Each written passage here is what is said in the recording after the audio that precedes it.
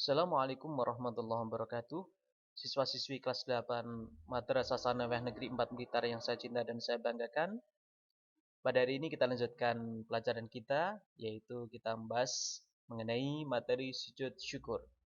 Di sini nanti kita akan membahas mengenai pengertiannya, sebab-sebabnya, syarat-syaratnya, rukun, serta hikmah dari pelaksanaan sujud syukur. Langsung saja yang pertama, yaitu kita bahas mengenai pengertian daripada sujud syukur. Sujud syukur adalah sujud yang dilakukan karena mendapatkan nikmat atau karena terhindar dari mara bahaya ataupun terhindar dari musibah.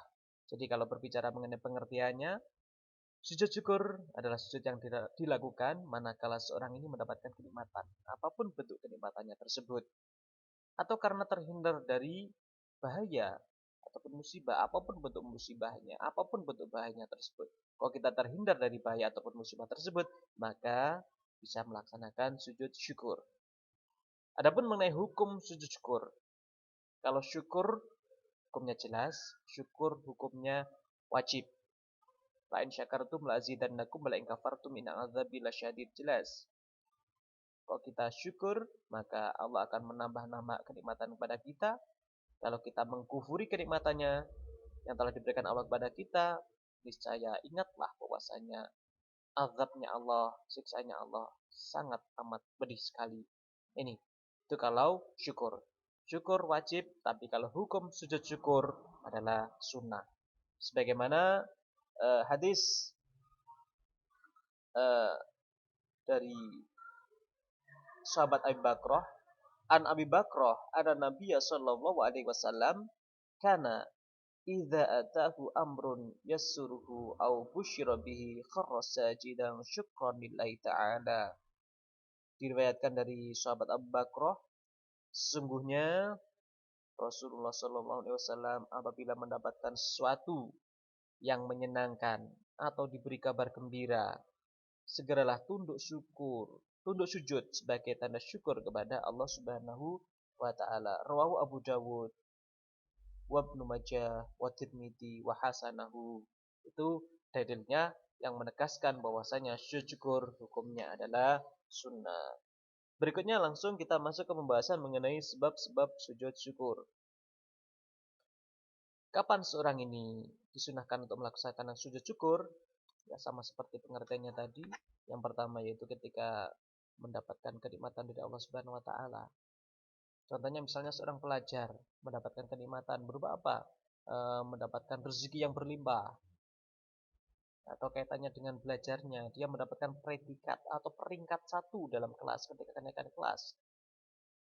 Maka sebagai bentuk syukurnya bisa diwujudkan dengan melakukan sujud syukur. Mendapatkan kabar gembira, seorang pelajar misalnya mengikuti perlombaan tingkat kabupaten.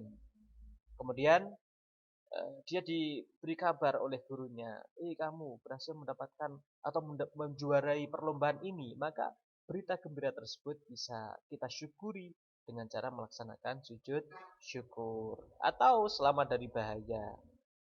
Ya, ada gempa bumi dan sebagainya, ada bangunan kelas yang roboh, tapi alhamdulillah kuasa Allah. Meskipun bangunannya roboh, kita terhindar dari mara bahaya tersebut, maka bentuk syukur kita bisa kita wujudkan dengan melakukan sujud syukur. Anakku sekalian yang saya cintai dan saya banggakan, berikutnya syarat-syarat sujud syukur. Jadi ketika melaksanakan sujud syukur, ada beberapa persyaratan yang harus dipenuhi. Apa saja? Ada 3 di sini. Yaitu sujud syukur dilakukan yaitu suci dari hadas dan najis. Seseorang yang melakukannya harus dalam keadaan suci, baik suci dari hadas kecil ataupun suci dari hadas besar. Kalau belum punya wudhu, wudhu dulu. Kalau hadas besar, maka mandi besar dulu. Begitu juga dengan suci dari najis, baik pakaiannya, badannya, tempatnya, semuanya harus dalam keadaan suci. Ini yang pertama. Kemudian yang kedua, dilakukan dengan cara menghadap ke arah kiblat. Tapi dengan catatan ketika mengetahui arah kiblat. Kalau nggak mengetahui, bagaimana? Ya nggak masalah. Tapi kembali lagi, yang utama yaitu menghadap ke arah kiblat. Mustaqbilal kiblah. Kemudian yang ketiga menutup aurat, satrul aurat. Wajib juga, syarat. Maka ketika seorang melakukan sujud syukur, Kalau laki-laki ya satruma baina surati wa rukbati, menutupi bagian antara pusar sampai lututnya, ya bagian-bagian yang tertutup. Kalau perempuan ya menutupi jami'u badanihi, semua badannya kecuali wajah dan dua telapak tangannya, seperti aurat ketika melaksanakan sholat. Berikutnya rukun-rukunnya. Rukun itu apa? Rukun itu adalah sesuatu yang wajib dipenuhi ketika kita melakukan sesuatu. Jadi ketika kita melakukan sujud syukur, apa yang harus dipenuhi? Ada 6 di sini. Yang pertama adalah niat. Niat itu mahalu niat fi qalbi, tepatnya niat adalah di dalam hati. Dan niat ini berbarengan dengan pelaksanaan takbiratul ihram, rukun yang kedua. Mulut kita mengucapkan Allahu Akbar takbiratul ihram, hati kita mengucapkan niat pelaksanaan sujud syukur. Bisa dengan bahasa Arab, dengan bahasa apapun boleh. Kalau pakai bahasa Arab biasanya nawaitu sajadah syukri lillahi ta'ala. Pakai bahasa Indonesia, saya niat melakukan sujud syukur karena Allah Ta'ala, dan lain sebagainya. Yang ketiga, laksanakan sujud dengan membaca bacaan di bawah ini yang masyhur.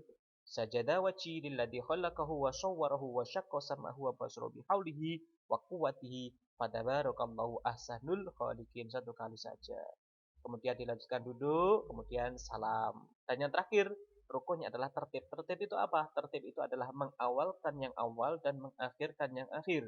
Kalau yang awal ya harus diawalkan, yang akhir harus diakhirkan, nggak boleh dibolak-balik. Itu namanya tertib. Yang berikutnya anak-anakku sekalian yang saya cintai dan saya banggakan, hikmah dari pelaksanaan sujud syukur. Ada banyak sekali.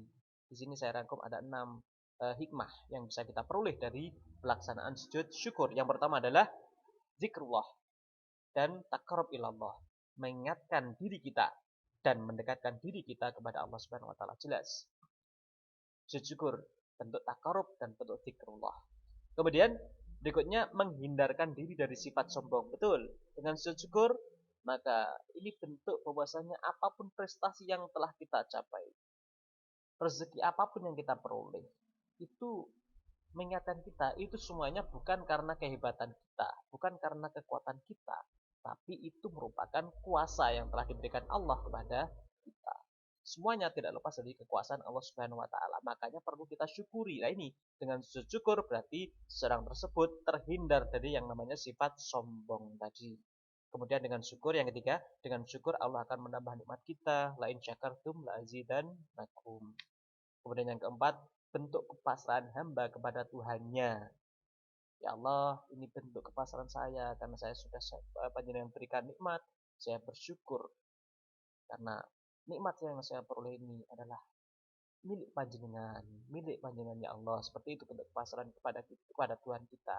Kemudian yang berikutnya, dengan sujud syukur mendapatkan pahala. Iyalah, ibadah muaranya pasti mendapatkan pahala dari Allah Subhanahu wa taala. Dengan catatan sujud syukur yang kita lakukan itu adalah murni lillahi ta'ala, bukan tendensi yang lain. Dan yang terakhir, dengan gerakan-gerakan sujud syukur yang kita lakukan membuat badan menjadi sehat dan bugar. Ini dari segi kesehatan yang kita peroleh dengan gerakan-gerakan sujud yang kita lakukan.